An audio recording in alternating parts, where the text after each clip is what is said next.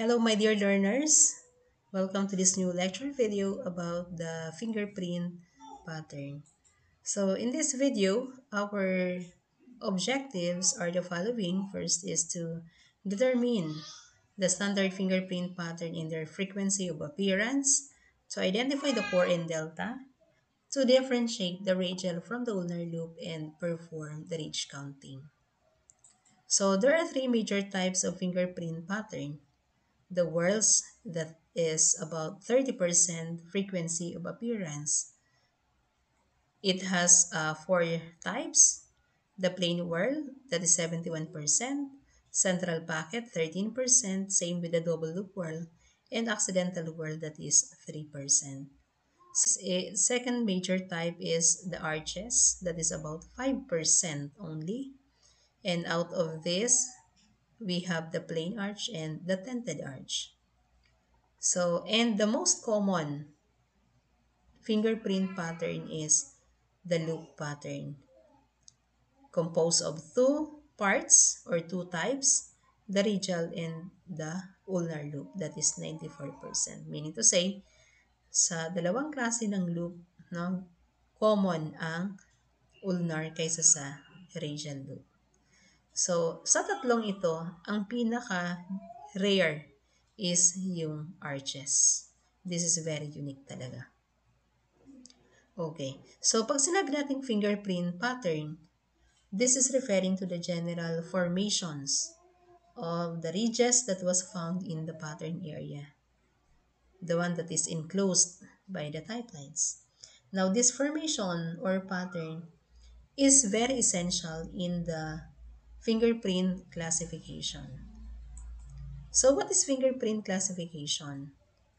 This one is the fingerprint classification. This is the formula that was derived for a complete set of 10 fingerprints or the arrangement of the fingerprint into groups or subgroups for the filing purposes. So the main purpose of the fingerprint classification is for the easy filing and retrieval of the fingerprint records that was collected by the police agencies.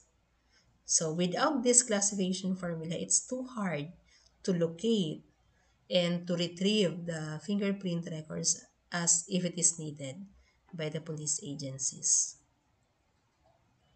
Okay, so in this lesson, our focus out of the three major groups is the loop pattern because we are going to do here the ridge counting. Okay, so to start with, okay, let us first define what is loop pattern. Okay, so as you can see in the illustration, this is a loop pattern. Now, a loop pattern is composed of several ridges. No? It has so many ridges that enters in one side, curve up, and turn back down, going to the same side where it entered. So, meron siyang recurving ridge. Meron din siyang delta at meron siyang core. So, there are three basic requirements for us to consider a certain pattern as a loop. Number one, there should be a sufficient recurve. Second, there should be delta in core. And number three is there should be a ridge count of at least 1. Pag nawala ang isang element dito, this will not become a loop. Okay? So, it may be a tented arch, no? So, but not a loop, no? Okay. So, ano bang ibig sabihin ng sufficient recurve? So, when we say sufficient recurve, this is a recurving ridge that has no or free from any appendage or any angle outside the recurve. Okay, like short ridge, no? So, kapag merong short ridge, kunyari dito sa ibabaw niya, so hindi na siya magiging sufficient recurve because it already damaged or destroyed the sufficiency of the recurve. So, first is there should be a sufficient recurve, meaning no appendage or any distraction. Okay? And second, there should be a core and a delta. So how do we establish delta and core? You have to follow the rules. No? It was in the previous video that was uploaded. We can see there, you can check there the rules in the selection of core and delta.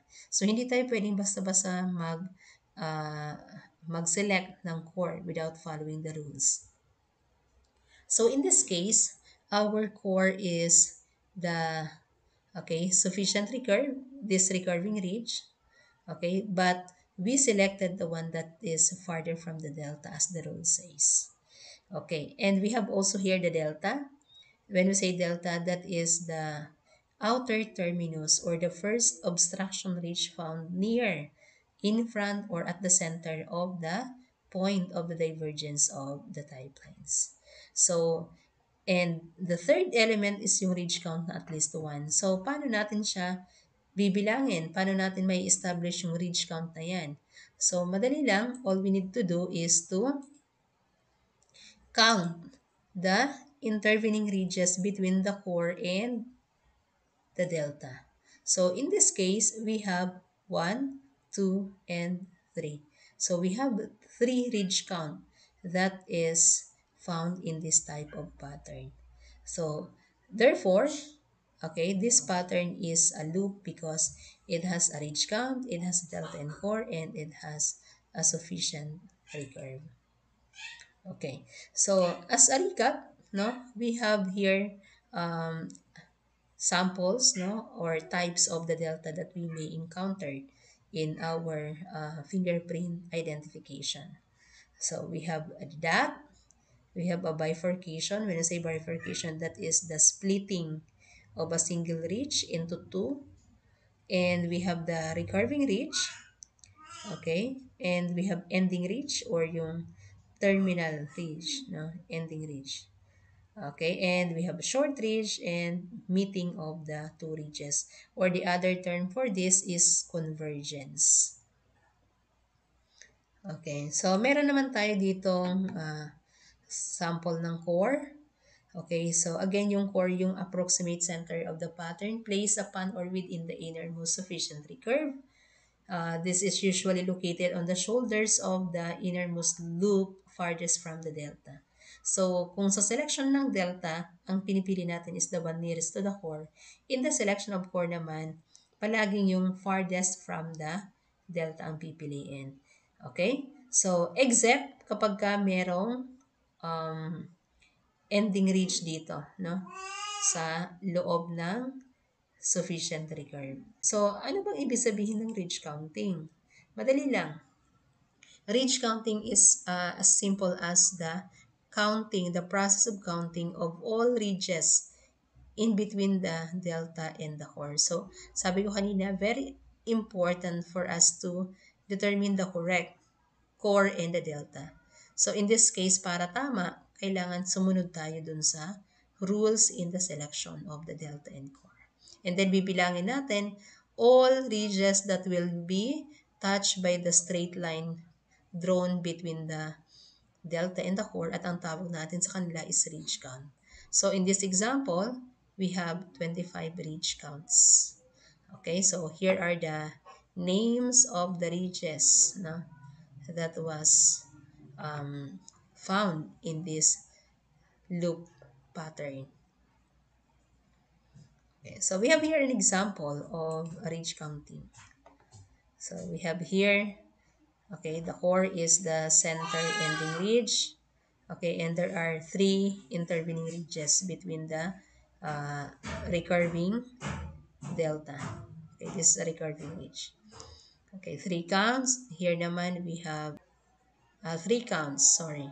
So we have 2 counts for this type, and here we have 7 counts. Okay, so simple lang, basta alam natin yung tamang core at saka tamang delta para hindi magkamali sa ridge counting. So yun ang palagi natin sisiguraduhin. So ito naman, this is, okay, a running ridge, no? So at ending ridge yung ating pipiliin na delta. So here we have 2 possible deltas, dalawang bifurcation, but as the rule says, we have to choose the one that is nearest to the core. So in this case, meron tayong 2 ridge count. 3 naman dito, and 7 for this particular example. Okay. So, sa loop pattern, we do the ridge counting. Okay? But it's essential for us to determine kung ano bang loop pattern ito. Ulnar ba or radial? Okay. So, ano ang dapat natin gawin, no?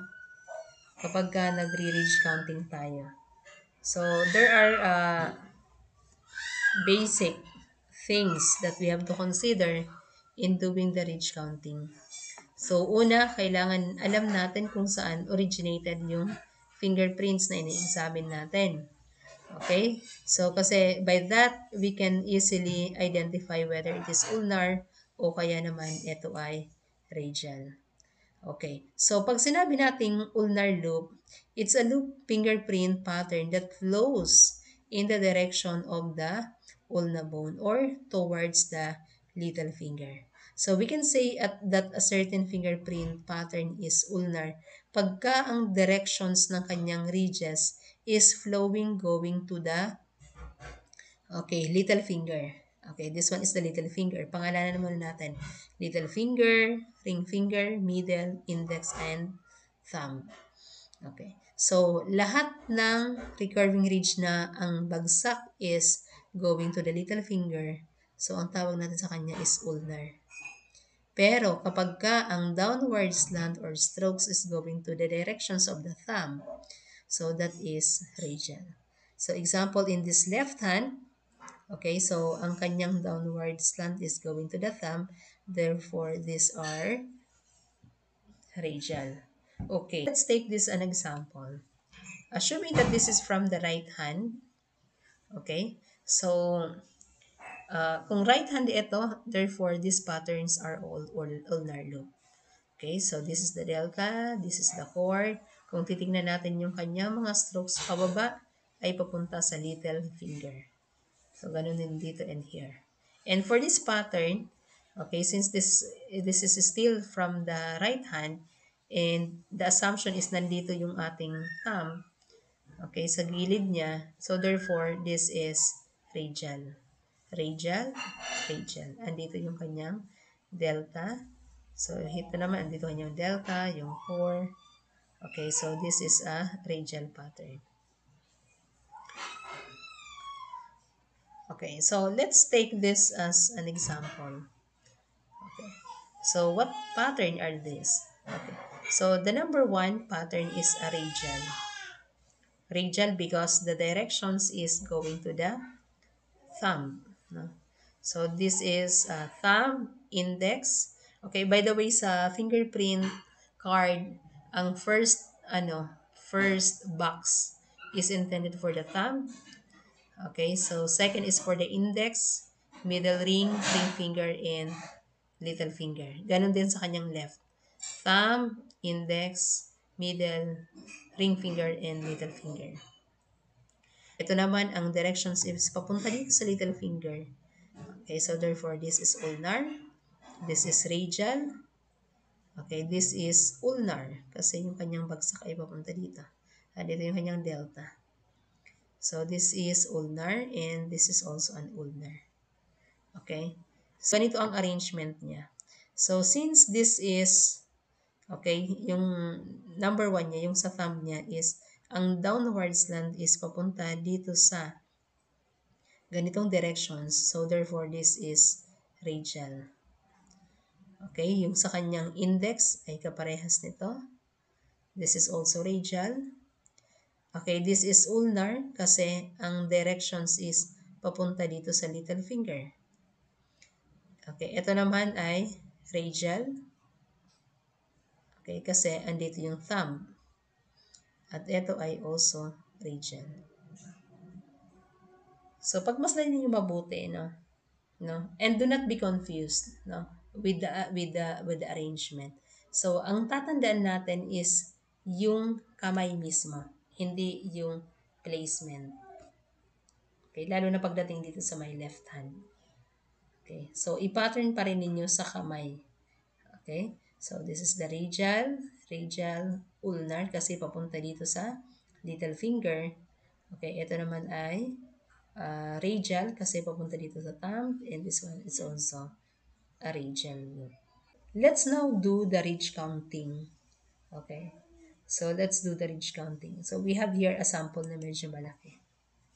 So, sa ridge counting, di ba, kanina sabi ko, what we need to do is to establish the delta and the core following the rules in the selection. So, in this example, our type lines are this one, okay, because these are the two innermost ridges. So, therefore, makikita natin, no, ang ating delta ay nasa part na ito. And in this example, okay, so our delta is at this point. This is a meeting of two ridges. Okay, and also uh, no, an ending ridge, no, inside the recurring ridge. Okay, so what we need to do is just to count the intervening ridges. We have bifurcation here that is equivalent to two counts, 3, 4, and 5. Again, do not include in the counting yung mismong core at saka yung delta. Hindi sila kasama sa counting. Only the intervening ridges. Okay, so for this example naman, we have 16 counts. So from the delta going to the core. Okay. Another example here, we have 12 counts. This is a short reach. Okay, so this is the ending reach. And the intervening ridges in this example are, we have 12. Okay, dito naman we only have one ridge count. Okay, pero loop pa rin to kasi meron siyang ridge count na isa. Okay, this is a bifurcation. And this is a recurving ridge. So again, pagpipili tayo ng core sa isang looping ridge, it should be the one that is farther from the delta. It should be at the shoulder of the recurving ridge. Okay, so, and we have here the last example. Okay, so here we have, okay, ending ridge as our core. Dapat yung ending ridge should reach the shoulder of the loop. Pero kung ganito lang, hindi yan nag-reach dun sa shoulder. So, hindi siya pwede mo-consider na core. So, sa pagpili ng core, it should always be the one that is, okay, reaching, no, the shoulder of the looping ridge. So, in this case, we have 16 counts. 1, 2, 3, 4, 5, 6, 7, 8, 9, 10, 11, 12, 13, 14, 15, 16. So we have to be very careful in counting. So you can use magnifying glass, or if you are using computer, all you need to do is to magnify the image. So mas madali na kapag computer ang ginagamit dahil na ma-magnify natin yung image. Or you can also use your cell phones. Okay, and for this example, we have 15 counts. So, ganun lang po kasimple yung ridge counting. Just establish the correct core and delta, and then draw a straight line, then count, no, all the intervening ridges. So, that ends our lesson for today about the uh, ridge counting that is commonly applied to the loop pattern. So, kung sa loop pattern, we do the ridge counting. So, sa susunod nating lesson, which is all about whirl, what we are going to do is ridge tracing. Okay? So, I hope you learn all about the ridge counting. So, thank you so much.